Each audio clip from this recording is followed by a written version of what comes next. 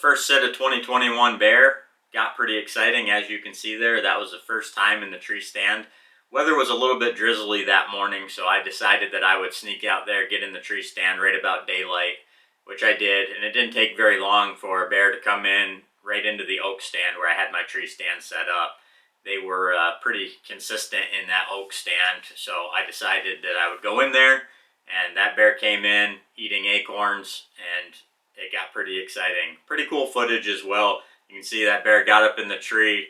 That tree is only about 25 yards or so from me, and it got up almost even eye level with me in my tree stand, and it actually came out to the end of that branch. I don't have footage of that. That was pretty cool because it was only, 20 yards, maybe 15, 20 yards, just looking my direction at eye level. It definitely would have been pretty cool footage, but nonetheless, it was pretty cool to see that bear get up in the tree. And at one point, it was actually like it was doing CPR down on the branch, and you could see it shaking the tree, trying to knock the acorns out of the tree onto the ground, which it was doing quite successfully, actually. And then also pretty neat to see it try to come down, and it broke that branch as it came down, and then actually got stuck. I didn't get footage of that, but at one point, the bear's front and rear were actually dangling. It was just hanging by its belly in the crotch of a tree, and it actually stayed there for like 3 or 4 minutes, and I thought that maybe it was actually stuck, but then incredible show of power, it actually whipped itself backwards and looped around. It did like a 180. It just flipped up, spun around, and grabbed onto the next tree, because that tree comes into 2 trunks, and got itself down. So that was pretty cool to see. I wish I got better footage of that, but nonetheless, it was pretty cool. Eventually, that bear did work off, and the weather took a turn for the worse. It started raining fairly hard, so I decided that I would get out of there, go home, and warm up. So that's what I did. But I figured I might as well go back out. It had turned to another drizzle. It wasn't raining super hard.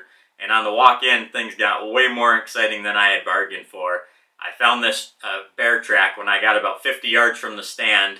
There was a really fresh bear track in the middle of the trail, which I took a picture, and ultimately I was trying to look around and see, because it looked so fresh. Like I said, it was drizzly and had been raining, and it didn't look like it had any water in it whatsoever. So I was looking around, and I decided, well, I'd just make my way to the tree stand. I only took one step, and that bear blew up out of a bush right next to me, literally 5 feet away, and scared me really bad. However, it was scared as well. I had no idea. I had walked in there dead silent because of the rain, and it got scared. It ran about 30 yards, and it stood up on a log put one paw up on a log and just looked back at me. Would have been a beautiful picture, actually. But I was shaking pretty bad, and it kind of just trotted off. So I decided I might as well get in the tree stand for the rest of the afternoon just to see what might happen.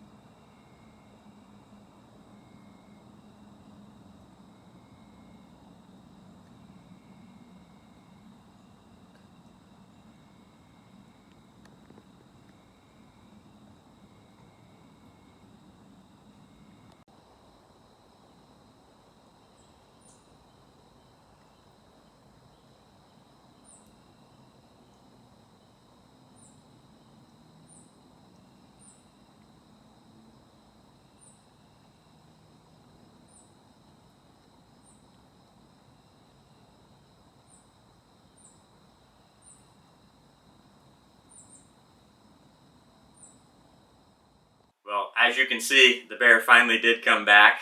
It worked to about 5 feet eventually to me, 5 yards from the tree stand, and then worked off. But it came back. It had circled after I jumped it from really close. It had made a big loop around. I assume it was the same bear. It was about the same size as the one I had seen that morning and jumped on the way in.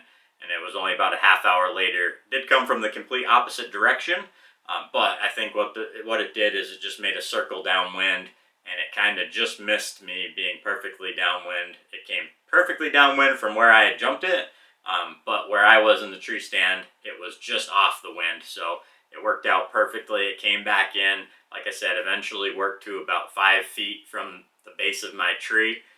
And you can see my rifle and backpack, obviously, just looking almost straight down on the bear. So that was pretty cool. I did decide to pass that bear. It was, probably 130, 140 pound bear, about the same size as the one I had shot the year prior.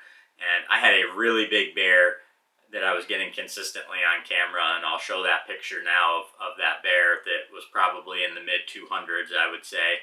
And I was really adamant that I wanted to get a crack at that bear, and he was showing up really consistent, so I thought that might be in the cards. But I hope you guys enjoyed the footage. I know that it was an exciting trip out there for me, and I know people enjoy seeing different content, whether it's a kill shot or not. I hope you enjoy that, but I certainly enjoyed that hunt, and I hope that you enjoyed the footage as well. So we'll catch you on the next one.